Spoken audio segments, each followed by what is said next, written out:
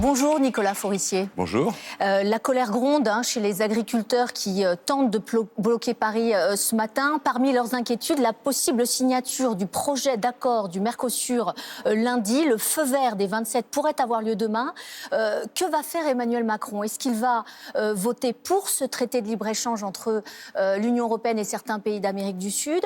Est-ce qu'il va voter contre? Est-ce qu'il va s'abstenir? Alors, deux choses. D'abord, ce n'est pas la fin de l'histoire vendredi.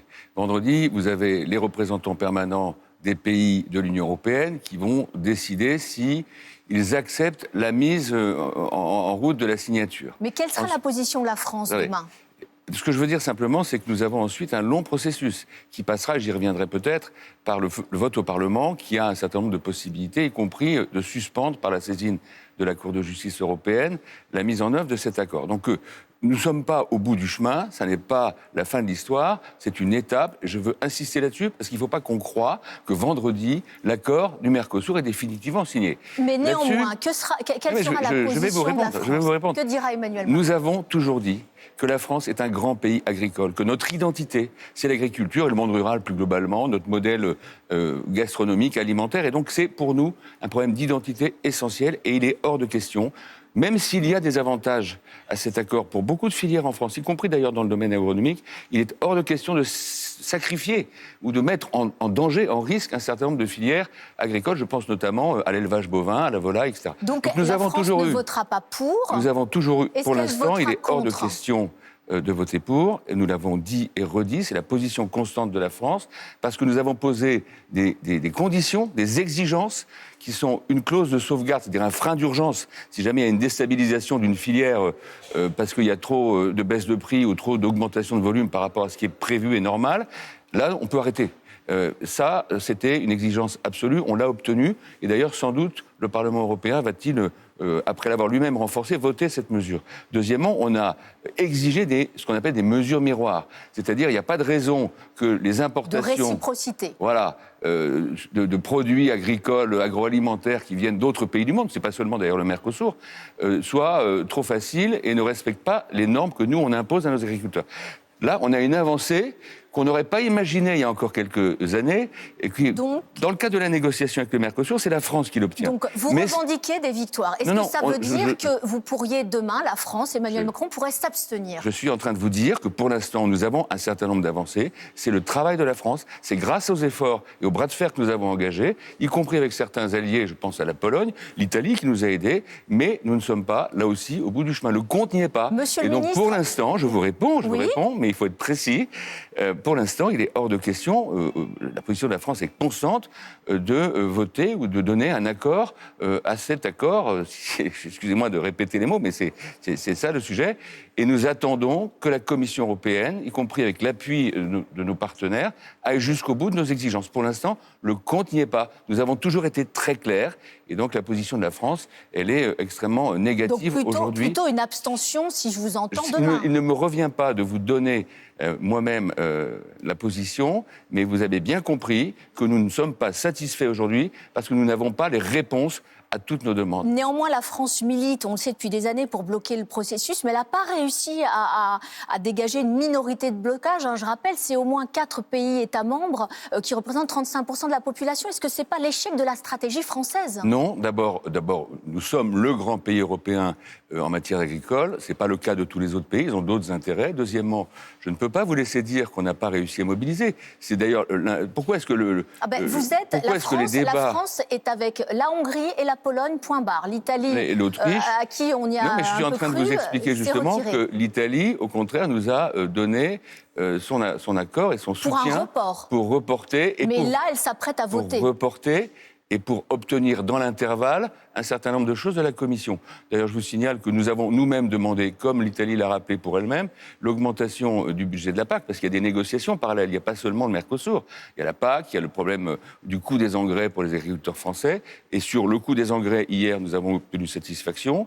Il n'y aura pas d'augmentation. De même que sur la PAC, nous avons obtenu 45 milliards supplémentaires, ce qui va nous permettre, et les Italiens disent la même chose, parce qu'on était de concert là-dessus, ce qui va nous permettre de donner les soutiens PAC à un niveau équivalent à ces dernières années jusqu'en 2034. Donc il y a des victoires, il y a des coalitions, mais nous sommes finalement le pays agricole qui est le plus exigeant. Ça n'est pas exactement ce qu'attendent d'autres partenaires. Et donc pour l'instant, il n'y a plus de minorité de blocage sur le Mercosur, c'est très clair. Mais nous, on se bat. On essaie d'obtenir un maximum, on tient bon, et pour l'instant, on n'est pas satisfait, et dans ces conditions, on ira jusqu'au bout. Vous irez jusqu'au bout, vous êtes issu des Républicains. Hier, Bruno Retailleau a brandi la menace d'une motion de censure si Emmanuel Macron votait pour. Donc ce matin, vous êtes tranquille, vous vous dites qu'il n'y aura pas de motion de censure déclenchée par le traité du Mercosur. Mais moi, je ne regarde pas la motion de censure, et ce n'est pas le sujet du gouvernement. J'ai participé aux côtés du Premier ministre et d'Annie Genevard, ministre de l'Agriculture, à toutes les réunions à Matignon, avant Noël et en ce début de semaine, avec les différentes organisations agricoles. Parce que ce qui nous importe dans ce gouvernement, c'est la demande, c'est la volonté de Sébastien Lecornu, le Premier ministre, c'est d'apporter des réponses concrètes et de se battre pour ce qui est constitutif de l'identité française, c'est-à-dire l'agriculture, le modèle alimentaire français, l'exigence française, y compris sur le plan sanitaire, pas seulement sur le plan gastronomique. Ça, c'est la réalité. Et on ne peut pas continuer à avoir des situations où vous avez au fond, des concurrences pas normales, pas équitables, alors qu'on demande beaucoup d'efforts à nos agriculteurs qui nous nourrissent et qui sont aujourd'hui, et c'est bien naturel, dans l'expression de leur inquiétude et de leur colère. Donc il faut y répondre. Un petit mot très rapide aussi sur le budget qui fait son tour. Vous savez, je suis fils d'agriculteur. Ouais. Je suis élu depuis 40 ans dans une zone d'élevage, charolaise, Limousine, dans le Berry, dans l'Indre, et je connais ça par cœur. J'ai moi-même été au gouvernement sur ces sujets. Donc c'est un vrai... Enfin, je vous dis ça avec conviction. On se bat, et sur le Mercosur, nous n'avons pas de satisfaction aujourd'hui, donc la position, elle sera officiellement donnée par le président et par le Premier ministre, mais clairement, vous voyez bien que nous ne sommes pas satisfaits, qu'on n'est pas au bout du chemin aussi. Un petit mot très rapide sur le budget qui fait son retour à l'Assemblée nationale en commission des finances ce matin. Roland Lescure, qui est le ministre de l'économie, espère que la France va vite se doter d'un budget. Vous partagez son optimisme ? Je pense que c'est très important, parce que tant qu'on n'a pas de budget, on perd de l'argent. Il y a beaucoup de choses qu'on ne peut pas mettre en œuvre. On parlait d'agriculture, il y a beaucoup de mesures en matière agricole qui répondent aux attentes des agriculteurs, qui ne peuvent pas être mises en œuvre parce que le budget n'est pas voté. Donc là, il faut régler le problème. Régler le problème, c'est quoi ? C'est avoir un accord de non-censure avec les socialistes. Mais là aussi, ce n'est pas un accord de non-censure Sébastien Lecornu puisse oui, mais ce n'est pas au sens politicien. Moi, j'en ai marre qu'on dise c'est pour survivre, c'est pour que les ministres gardent leur poste, c'est pour que les députés... ça ne veut rien dire. L'intérêt du pays prime. Il est normal, dans un pays où il n'y a pas de majorité politique à l'Assemblée, qu'il y ait une discussion, des compromis dans l'intérêt du pays. C'est ça que demande le Premier ministre. Je pense qu'on n'en est pas loin. Est-ce qu'il doit avoir recours au 49.3, justement, pour faire avancer le dossier ? Ça, c'est encore une fois un outil technique. Moi, je ne peux pas vous répondre là-dessus aujourd'hui. S'il devait y avoir une procédure X ou Y au Parlement pour débloquer la situation, ça ne pourrait se faire. Et c'est ce qu'a toujours dit le Premier ministre, que sur la base d'un compromis dans l'intérêt du pays. Après, chacun, effectivement, souhaite pouvoir respecter son positionnement politique. Mais ce qui compte, c'est qu'on puisse répondre avec un budget, donner de la visibilité aux entreprises et à nos concitoyens. Lundi, vous vous rendez normalement au Danemark pour y aborder la souveraineté des approvisionnements. Donald Trump semble vouloir s'en prendre désormais au Groenland, qui est un territoire autonome danois, y compris par une action militaire. Est-ce qu'il faut le prendre au sérieux ? Je pense que les Américains ont toujours été évidemment très attentifs à leur influence sur l'ensemble du continent américain, sud et nord. Il y a des déclarations, il y a des signes qui sont donnés, c'est une forme de pression. Je rappelle simplement que l'organisation du traité de l'Atlantique Nord qui lie les États-Unis et la plupart des pays de l'Union européenne, mais aussi d'autres pays d'Europe, c'est destiné à assurer la sécurité de l'Atlantique Nord. Et qu'est-ce qui est au milieu de l'Atlantique Nord ? Le Groenland.